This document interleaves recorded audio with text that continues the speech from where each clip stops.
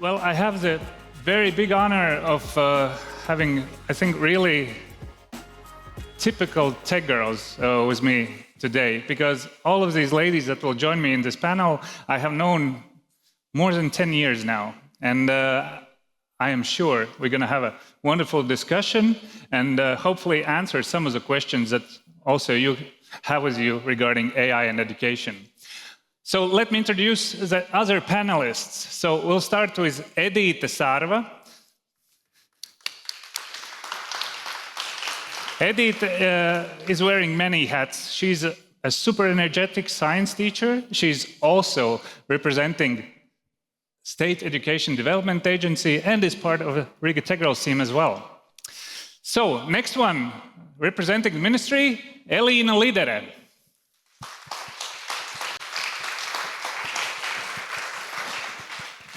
As you see, Elina is also leading the AI education think tank. It's a group of people who are thinking on a high level, what should we do in education? And last but not the least, please welcome Linda Sinka. She's a leader of Day of AI in Latvia, representing Riga Technical University, Riga Business School. So just to set the tone, I started with a small question. Which is your preferred large language model you use, and have you used it today? Whoever goes first. Yeah, I use OpenAI, ChatGPT, and I pay for it. I have subscriptions, so you know. Did you use it today? But today, I didn't. Okay, thank you. I think I use multiple ones at work. It is Copilot. Because there is a lot of data infrastructure related to that, and then OpenAI products and Google as well. And Edith, you?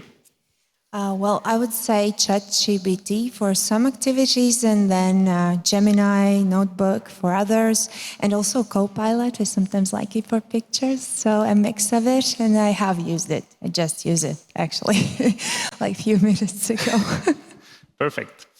So I want to focus our conversation today because there are many unanswered questions, but I want to start with the big picture. I will start with Elina, and then we'll go deeper to the practical things, what's happening in the school. So maybe, Elina, you can start and tell us, is AI on the priority list in the Ministry of Education, and what's happening in that area? Yeah. I joined the ministry a little bit less than a year ago and started AI think tank there. And just recently, around a month ago, we introduced already AI in Education initiative, and it is one of the priorities for ministry overall, what we are doing. And there is, we defined 5 directions we are looking for. One is AI skills for everyone. That means that we want to provide at least basic skills and understanding about the AI tools, about safety and ethics for all the society. And that means also schools, universities, and adult education, etc. And then we are also looking on AI in learning process. And what we see is that the role of teachers will, on AI age, will become even more important. We want to actually help teachers with AI tools to work easier and spend more time not on administrative work, but more time with kids and students. That is like huge area and priority we're working right now. And then we also saw that it's super crucial also to strengthen leadership role. So that is the third direction. We want also those school directors and university rectors to be digital transformation leaders and really understand also on management level the AI possibilities and how to manage work in AI age. Then, of course, safety and ethics is one of the area we're looking very much, and it's really important. and also sovereign infrastructure, because we saw a lot of tools and opportunities, but there is also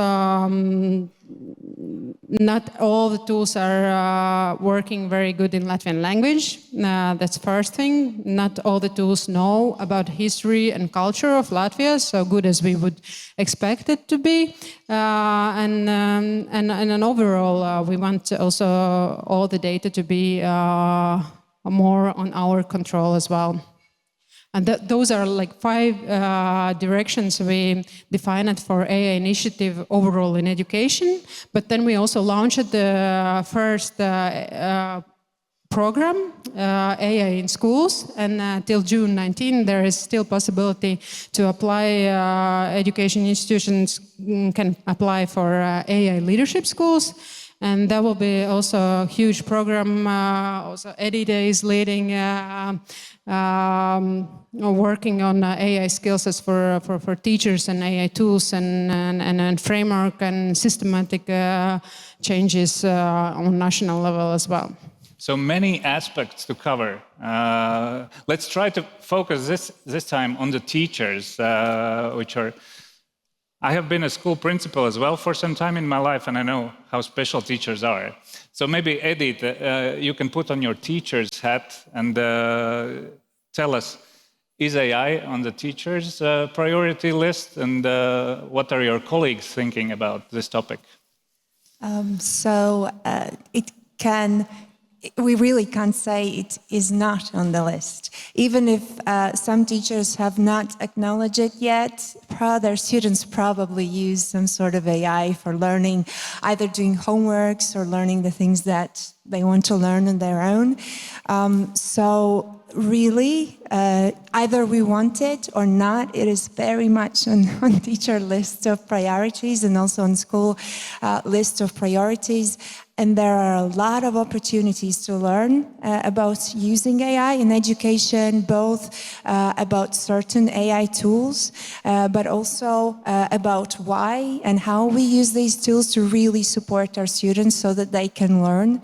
Elina mentioned that we are also working on a program where we will support schools in creating, approbating, and sharing AI tools that in their schools to support their students to learn better, different. Yeah. And maybe you can give some examples of how you use AI in your classroom. What are the most common scenarios? Do you use it for preparation, or you use it as also a learning method within the classroom? For older students in high school, also in secondary school, I teach research work, and we use a lot of AI tools to help students analyze their ideas, to help them improve their planned research designs, to help them evaluate the text that they have created. And I have to say that students are quite apt users of AI. They don't really want to cheat, they want to learn. So they're looking for opportunities to use it in a way that helps them learn, and to use it as assistant to improve the result that they can create with it. And with younger students, I have used it. For instance, one of the recent cases, we were working on educational games about forests. So they were using different image generators to create their game cards, their game fields, and things like that. And since my school has Google Workspace, we have a Canva visualization tool available. We use a Copilot as well. We don't use OpenAI with younger students that much, yeah. Okay, thank you for the insight. Now I want to turn to you, Linda. You, as a business school, have taken on an initiative to organize AI Day in Latvia, and it involved many teachers and many students this March. Maybe you can tell us, why do you do it? Why it's important for a business school? And what are the main learnings from this initiative you had done? Yeah, at Riga Business School, which is part of Riga Technical University, of course, firstly, we want to have students who are prepared when they enter university. That's the main goal with the digital skills. But historically, Riga Business School have supported the Junior Achievement Tech Track program, where pupils create their business ideas with technologies. And we support with the marketing, also with the digital competence. And as well, in the last, I would say, 3 years, we supported as well teachers, because they are the main person in the school who delivers the class, and we want them to feel safe, to feel knowledgeable about technologies. So we also, at that time, cooperated with the National Center of Education, and we had great training there as well. And why Day of AI? A bit background information. It's Day of AI is curriculum created at Massachusetts Institute of Technology, and they have been partners with the Riga Business School in different projects. But what they did in the last 2 years, what we noticed, they had this Day of AI curriculum. It's free for teachers to talk about kids about AI. And what we noticed in just couple of 2 years, they expanded in 40 countries. This curriculum was accessed by thousands and millions teachers and students. And it was last year we approached state agency, and what we saw from the data that a lot of teachers use AI to create lessons, to support their administrative work, also for professional development. But what we saw that only little part of the teachers educate students about AI, and then it's just aha moment that we have this Day of AI curriculum, and we have the need. And then we had 12 great experts, teachers who adapted these classes. We have curriculum about what is AI, how do machines learn, how do machines create, AI and ethics. And what was very surprising, and I'm still surprised, that when we had this ambassador program, and as well when we launched, everybody thought it's going about tools, give me tool, I want to create better prompt. And I was like, wait, this is not about prompts, this is not about, great results, it's about understanding how do these technologies work. And I like what Marita in her presentation showed with, tigers, koalas, and we have those koalas animals, but only people in the schools. We have skeptics, we have these enthusiasts, and not only teachers, but as well students. And I'm very cautious, and also that's why we have a lot of reflections on how do we deliver this curriculum even better, because also what I heard from other speakers that some students don't want to use AI tools. And then I'm thinking whether this comes from, is it like student tried, or is it just like parents or teachers' voice? And then in our great discussion, I think we need this agency to choose whether we want to use AI tools or not. But first, we need this basic understanding of AI. And when we have this foundation, which is also about Day of AI, then we can, think about, do this technology serve to the learning process or not? So, but if anybody is interested in knowing more about the material, we have this available in our website, and we're also looking for the collaborations to deliver this curriculum to more schools.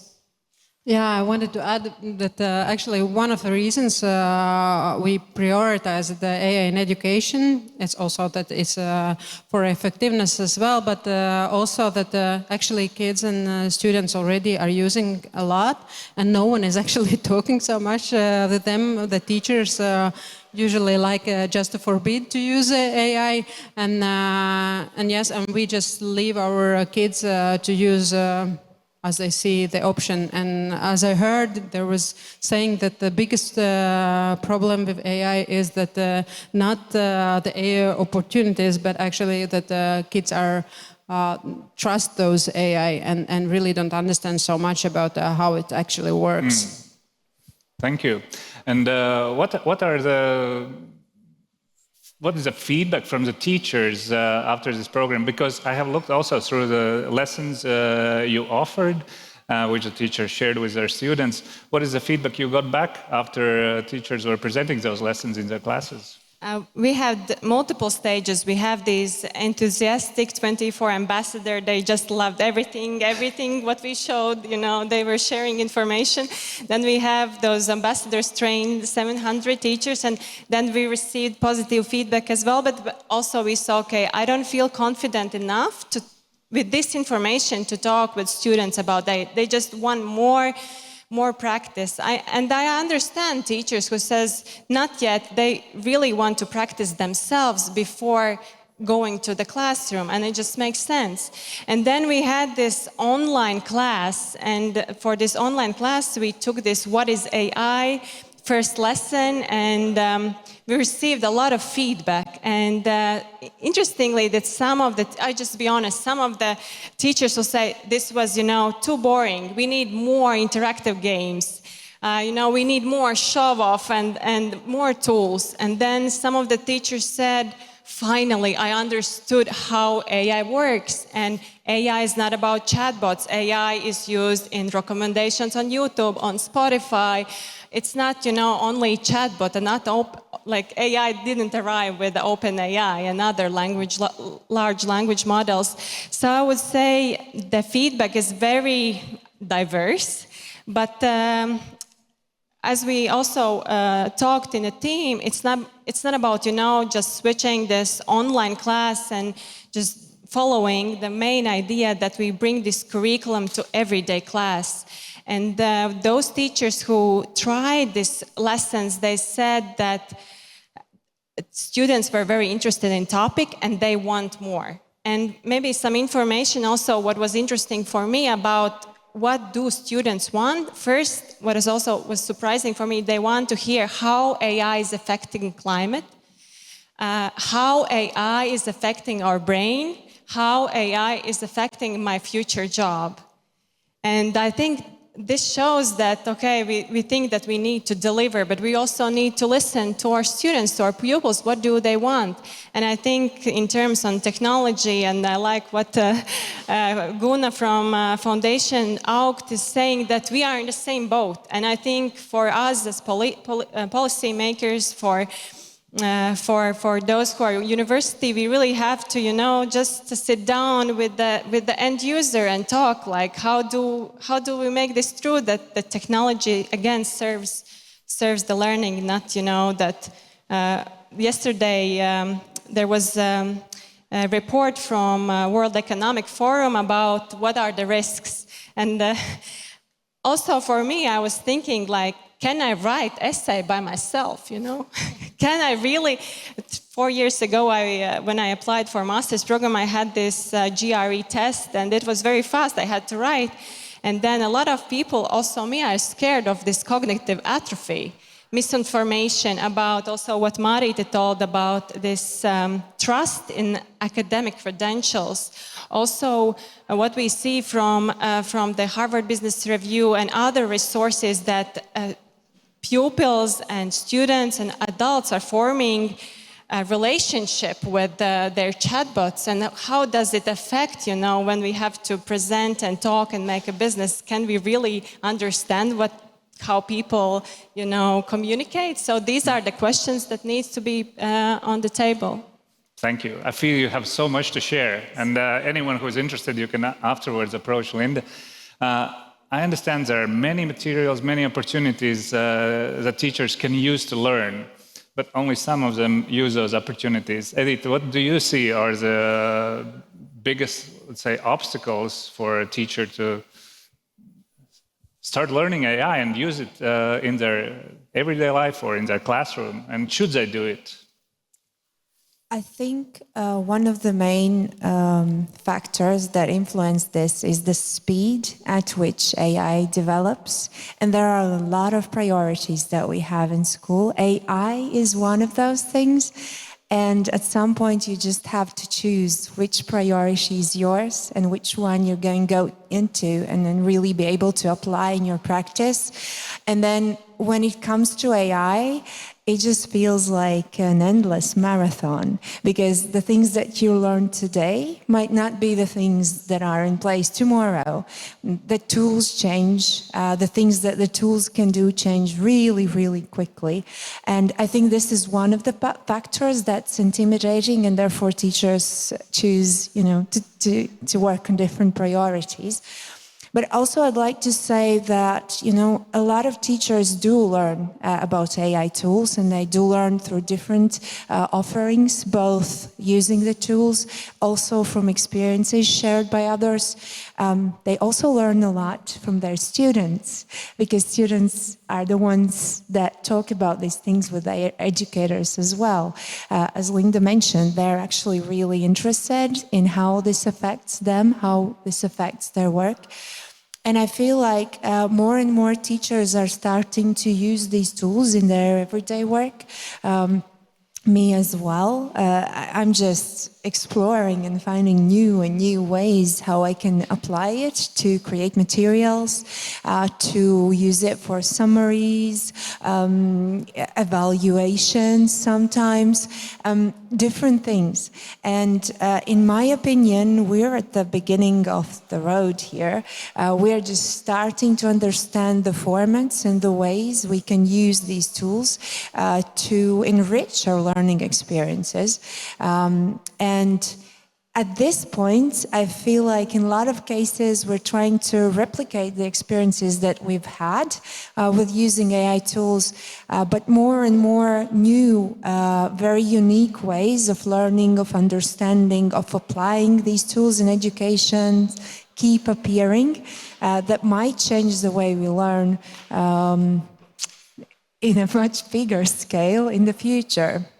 Thank you, Edith. Now back to you, Eileen. Linda already touched upon a few of the fears, and there are many. And as a policymaker, you can't be always like super optimistic as maybe I am in my everyday movements about AI. You have to also keep in mind the risks that AI brings to education. Maybe you could share what are those issues that you think about when thinking about AI in education, and what are the risks you pay special attention to? We have heard a term, cognitive offloading. For those maybe of you who don't follow this subject, it means that we outsource our thinking to AI chatbots and just get the answers, but that doesn't make us smarter. So that is one risk. Maybe there are some others that are on your list. Actually, cognitive offloading, I think, is a main topic usually when we are looking to AI possibilities, because it turns out that actually our knowledge is a muscle we need to train, and only in hard work it actually gets better. And but that is also, in a way, question related to the skills, how you actually understand what are the AI capabilities, what AI brings to boost your knowledge and not. There is also a lot of research, and that's why it's also we prioritize it, the One AI initiative and the program AI in schools, that we will work closely also with researchers to really find what works, what not, because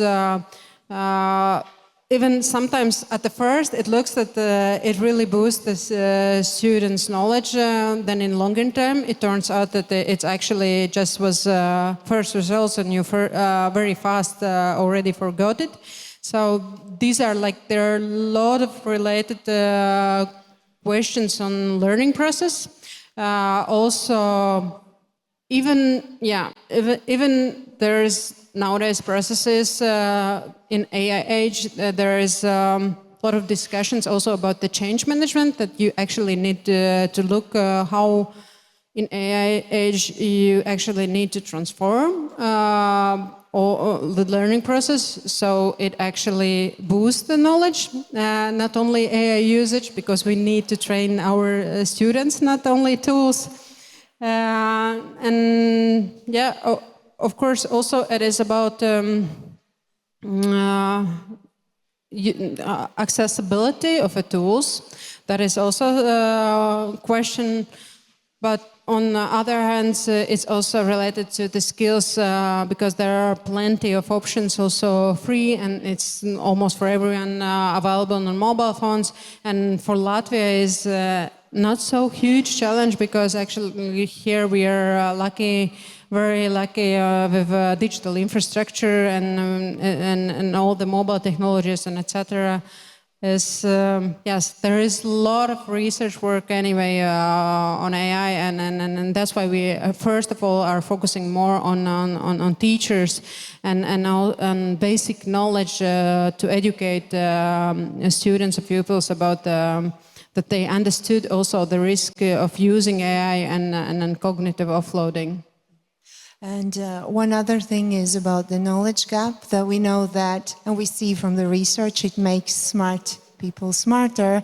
It might work the other way for those who don't have the learning skills or understanding yet to use it for their self-improvement. Yeah, that is also shown in research that those who are very successful, that was like Harvard Business Review, I think, the research about enterprises, but those who were very competitive, when they used AI, they boost their competitiveness, but those who were not with so good results, they even got worse. So skills are still important. Learning skills. Linda, a little bit provocative question, because you're not training teachers in your academic world, but if you would have a teacher program, would you make a special course on AI or integrate it in all the other areas that teachers are learning? Because I've read a lot, and there is this OECD AI literacy framework, and you would say, yeah, boring, those long documents, but actually if you really look closer, I like how they have leveled,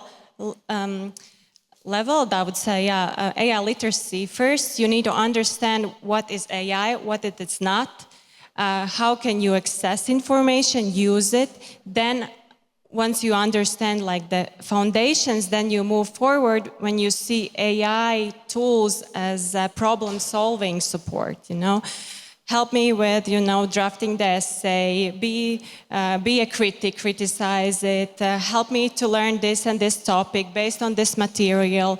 Then afterwards, when you have, these basic skills, you move forward with what about delegating tasks? Now I know that Claude can make nice budget files in Excel, and I was surprised that you clicked and you see the actual formula and you can change and Excel changes. So then also at that stage, and also in the first stage, you are aware constantly of what are the data, what are you giving, do you give personal information, how this technology serves to you, what about like the truth of the facts you're checking all the time. Because if we just,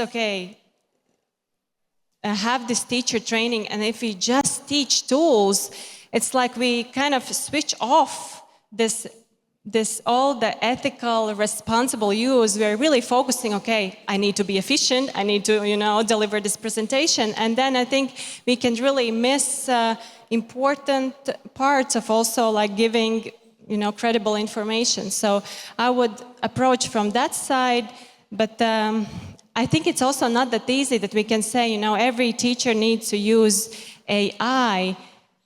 I think what also, when we were discussing for the first time national program, I really like this ideology. It doesn't start where I can put the AI tool, but what are the needs, where we can really automate the processes, and then starting from the need. And I really, if you succeed in this mindset, then AI tools will not be, just what also Evald Surtans were presenting a month ago, that a lot of companies are very proud, but when you really look how much money they have spent on tokens in the end, people just doing their work would be more, like financially, better. So I think we really have to see whether this technology serves us, not vice versa. So.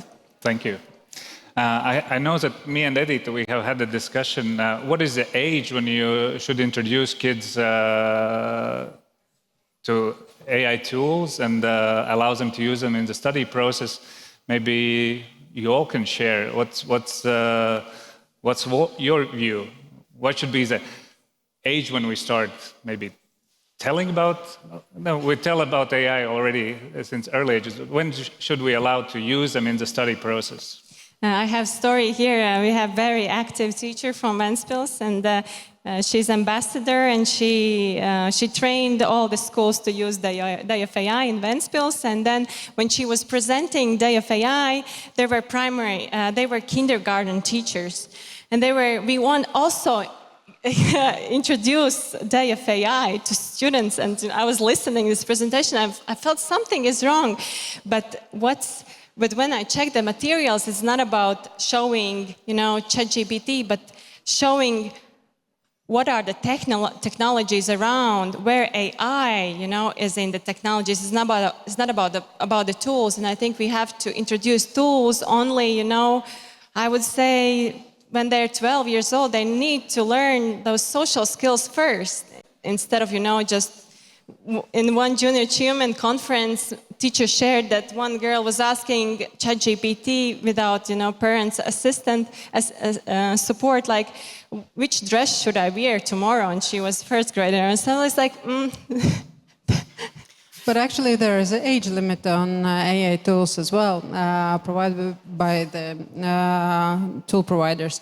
But I think that my concern is usually that there is, of course, the age limit we want to, but then the reality usually is that even in kindergartens, kids are using AI tools because the parents are giving them phones, and they are actually there as well, even how surprised it could sound, but they are, not all of them, but some. And in schools, really a lot of pupils are using it.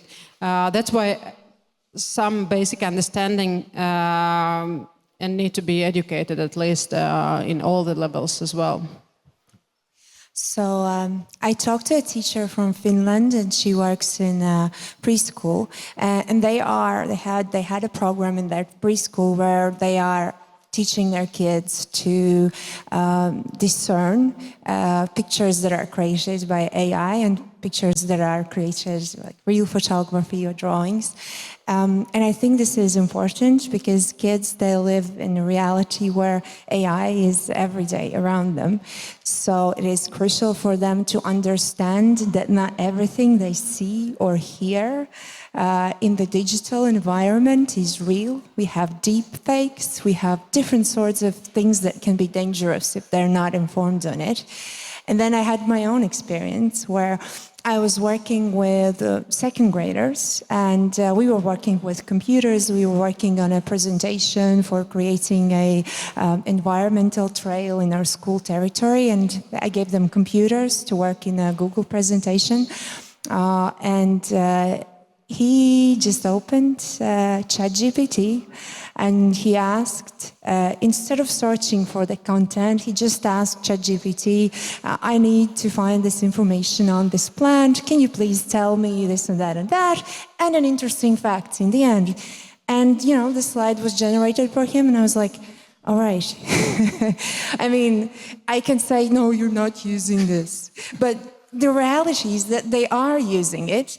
And they not only are using it, they are finding new ways and opportunities and kinds on how to use these tools.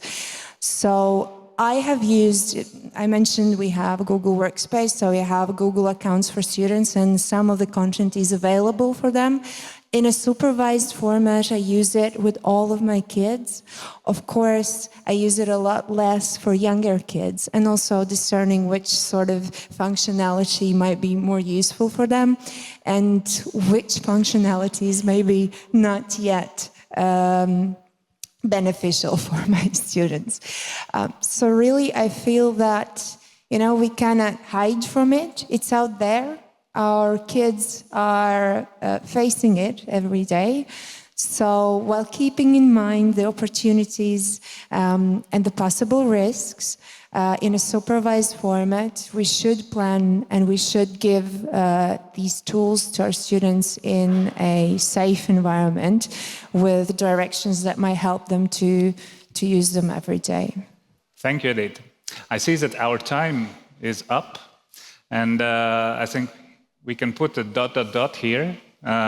Also from the previous speakers, we heard that everybody's searching for the right answers.